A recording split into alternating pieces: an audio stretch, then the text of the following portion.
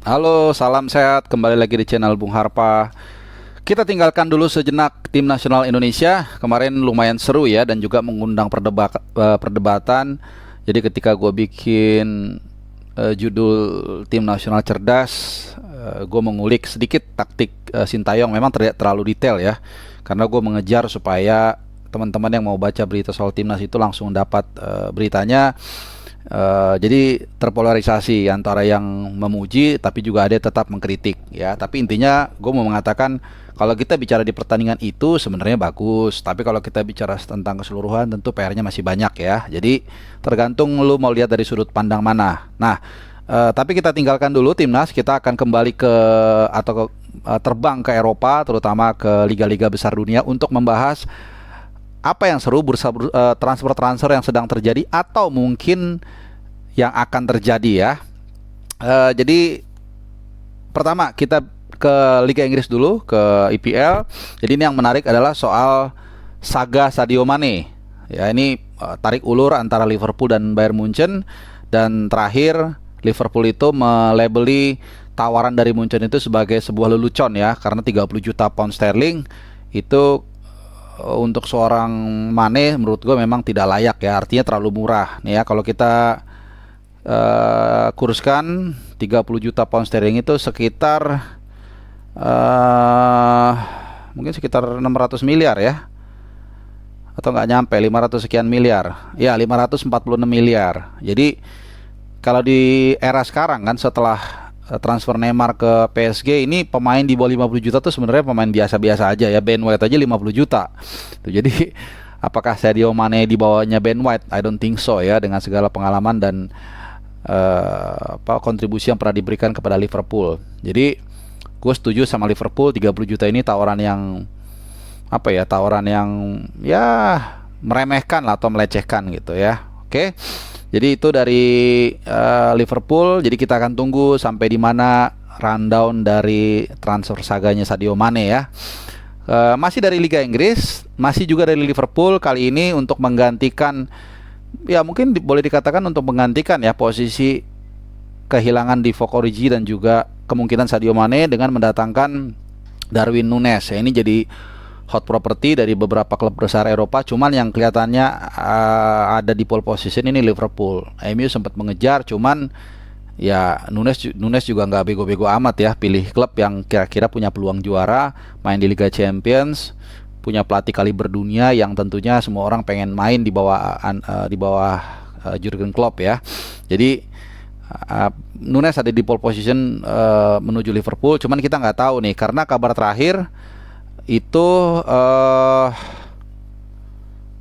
Liverpool bersiap membayar 85 juta pound. Nah ini 85 juta pound itu berarti tadi hampir 3 kalinya Sadio Mane ya, kalau memang 30 juta tawarannya Munchen diterima sama Liverpool. Jadi kita akan lihat apakah Benfica bersedia melepaskan Núñez di harga tersebut ya. Mungkin ini udah tipis tawar-tawarannya, bisa jadi Núñez sudah on the way ke Anfield, hanya sekitar mungkin biasanya ntar 5-6 juta lah bedanya, mungkin 90-95 deal pindah langsung. Karena memang Liverpool seperti banyak pengamat mengatakan hanya butuh satu missing puzzle-nya itu pemain depan ya, bomber. Selama ini mereka benar-benar belum punya bomber yang mematikan ya. Sorry, nih supaya nggak mengganggu. Alright, nah itu dari Liverpool.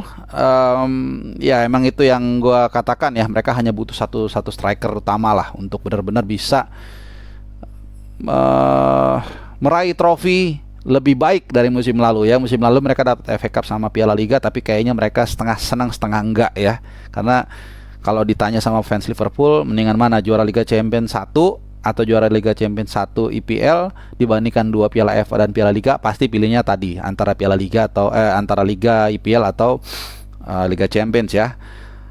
Kemudian sedikit masih ada hubungannya sama Liverpool, tapi sekedar trivia aja untuk menambah informasi lo. Ini anak mantan pemilik Liverpool, George Gillett ya, ini pemilik dulu. Anak ini baru aja melakukan akuisisi Olympique Lyon dengan nilai transaksi 510 juta pound sterling ya. Ini kalau dirupiahkan, kenapa gue suka mengkurskan, karena supaya lu ada bayangan ya sedikit walaupun cuma ngayal duit orang, tapi ya nggak apa-apa lah. Ini sekitar berapa nih? 510 tuh waga nolnya banyak banget ya. 928 apa nih? Miliar 9 triliun. 9 triliun ya. Jadi luar biasa, hampir 10 triliun untuk mengakuisisi Lyon. Dan di saat yang sama, ini entah kebetulan entah enggak, Alexander Lacazette kembali bergabung dengan Lyon ya, setelah di Arsenal berapa lama nih? Kalau nggak salah sekitar 5 tahun ya, kurang lebih, atau 4 tahun mungkin. Iya, dia pindah tahun 2017. Jadi 5 tahun kontraknya habis. Kembali ke Lyon, tim yang memang asal muasal dia ya, juniornya di situ, kemudian mulai profesional di sana. Dan selama di Arsenal dia mencetak 54 gol dari 158 pertandingan. Jadi nggak terlalu sukses sebenarnya ya, dibandingkan waktu di Lyon dia tajam banget ya, 203 pertandingan 100 gol. Jadi apa tuh? Jadi kira-kira 0,5 gol per pertandingan, atau 2 pertandingan 1 gol ya rata-rata waktu di Lyon. Tapi di Arsenal nggak terlalu maksimal. Usianya 31 tahun ya, wish you luck ya Lacazette. Dia membantu memberikan trofi Piala FA Cup buat Arsenal. Well, not bad, tapi juga not too good ya. Oke, sekarang masih dari Liga Inggris, tapi kita berpindah ke Manchester United. Jadi di bawah Erik ten Hag, terus dia memburu pemain. Dan sejauh ini seperti di video gua 2 atau 3 video gua sebelumnya, MU ini kalau ganti oli, mereka baru menguras oli lamanya, baru dibersihin, disemprot pakai angin supaya bersih, tapi dia belum isi oli baru, dan olinya pun masih milih-milih. Nah, ini ada satu oli yang kelihatannya akan jadi pilihan atau prioritas awal Erik ten Hag, yaitu Frenkie de Jong, pemain Barcelona ya, lu tahu semua pasti. Dan sudah melakukan bidding. Ini dilansir dari Marca. Ini gua lansir. Jadi 60 juta euro ya, mungkin sekitar 50 juta pound ya, kurang lebih 50 juta pound. Jadi di bawah harga waktu dibeli dari Ajax, sekitar 70 juta ya. Tapi ya memang sebenarnya secara individu dia, menurut gua ya, nggak terlalu turun permainannya, cuman ke drag gara-gara timnya juga turun gitu ya. Akibatnya harganya juga, valuasinya agak sedikit turun. Cuman again, Barcelona lagi butuh duit, lagi kesulitan, dan sekarang properti yang paling mungkin dijual hanya beberapa ya, salah satunya Frenkie de Jong ya. Jangan ketukar sama Luke de Jong nih, suka cepat ngomong jadi keselimpet ya. Nah, kita akan tunggu apakah memang Frenkie de Jong akan hengkang ke Old Trafford of Dreams atau akan stay di Barcelona ya. Tapi kalau jadi dia, pasti dia pengen banget main di bekas bosnya yang dulu pernah membawa Ajax ke semifinal ya. Oke, kemana kita sekarang? Masih di IPL kayaknya ya. Sedikit komentar dari City deh, jadi sama-sama dari Manchester. Jadi Jack Grealish ini adalah sama kayak Maguire, kalau main di timnas bagus, kalau main di klub nggak bagus ya. Ini memang analisanya banyak. Salah satunya bisa ya karena platform di timnas sama di klub nggak selalu sama.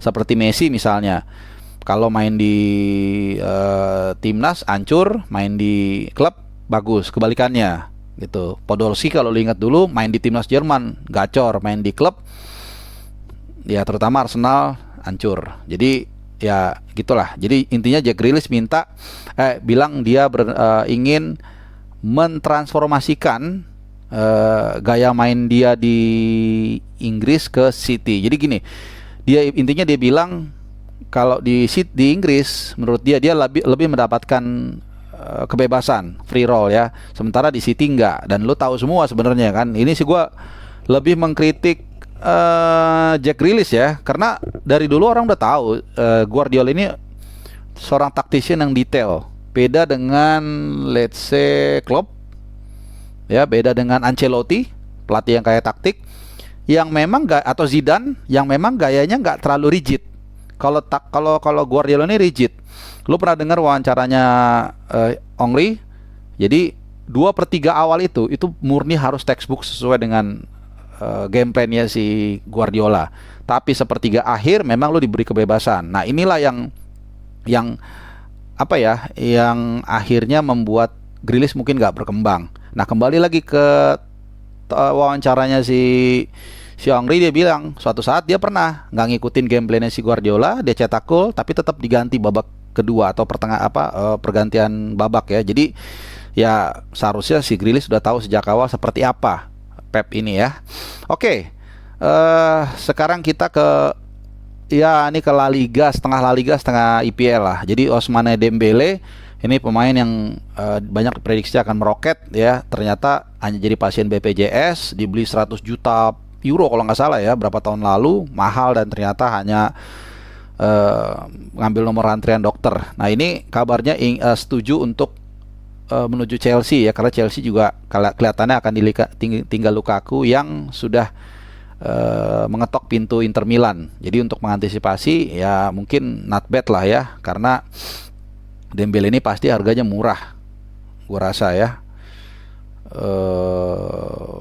Atau udah free transfer malah. Oke, kita lihat aja ya, karena juga ada konektivitas di sana antara Dembele pernah diasuh Thomas Tuchel ketika di Dortmund. Jadi siapa tahu ini akan menjadi revival karir si Ousmane Dembele ya. Satu lagi, masih kembali kita ke Inggris ya, sedikit tertinggal tadi Arsenal.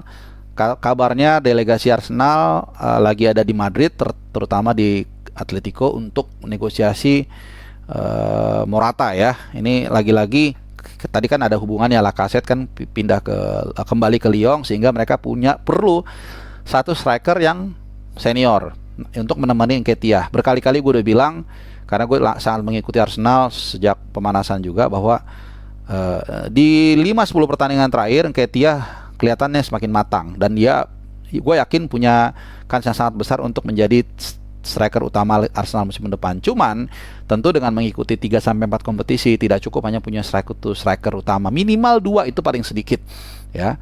Nketiah it's okay ya, dengan trio Hell End-nya dia, Emil Smith Rowe, dan juga Bukayo Saka ditunjang sama Odegaard. Ini kuartet lini depan yang oke banget menurut gua, dengan 2 double pivot. Cuman cadangan ini nggak ada. Kalau di second liner itu ada Martinelli, ada Pepe, walaupun Nicolas Pepe juga agak sedikit down, cuman paling nggak ada. Sebenarnya striker nggak ada sama sekali ya. Jadi kita akan tunggu ya, apakah Morata akan kembali ke Liga Inggris ya, karena dulu dia pernah juga bermain bersama Chelsea, tapi kayaknya nggak terlalu sukses ya. Coba kita lihat ya. Gue lupa ingat ya. Jadi kita juga bukannya berarti tahu semua. Ya, di Chelsea hampir 3 tahun ya di Chelsea ya, cuma 16 gol. Jadi ya lu simpulkan sendiri ya. Boleh dikatakan nggak sukses secara individu ya. Tapi kalau secara capaian ya lumayan, dia dapat trofi Europa League di Azerbaijan. Itu juga dia nggak jadi striker utama, setahu gue si Giro yang golin juga, dan FA Cup 2017-2018. Cuman secara individu yang gue bilang nggak terlalu bisa memberikan dampak. Tapi kita lihat apakah ini akan menjadi semacam pemutus kepenasaran ya untuk bisa sukses di Liga Inggris. Oke, apalagi mungkin ya masih soal sedikit Lukaku juga ini. Gua rasa hanya tinggal menunggu waktu ya, karena Inter sebenarnya udah oke banget, Chelsea juga udah oke banget, hanya tinggal fee-nya aja yang belum kena sedikit lagi gitu ya. Jadi ada Chelsea itu minta sekitar 20 juta pound untuk loan fee, plus kalau mempermanenkan itu sekitar 60 jutaan ya kalau nggak salah. Dan ini yang diminta Inter untuk diturunkan, dan kabarnya The Fry ingin diumpan untuk bisa mengurangi nilai transfer Lukaku ya, karena juga Chelsea lagi butuh back ya, karena mereka udah kehilangan Rudiger dan kemungkinan Christensen, belum lagi Alonso dan Azpilicueta nggak ada jaminan akan bertahan ya. Sementara Thiago Silva sudah cukup uzur. Alright, itu dia round up transfer dari gua di liga-liga utama Eropa.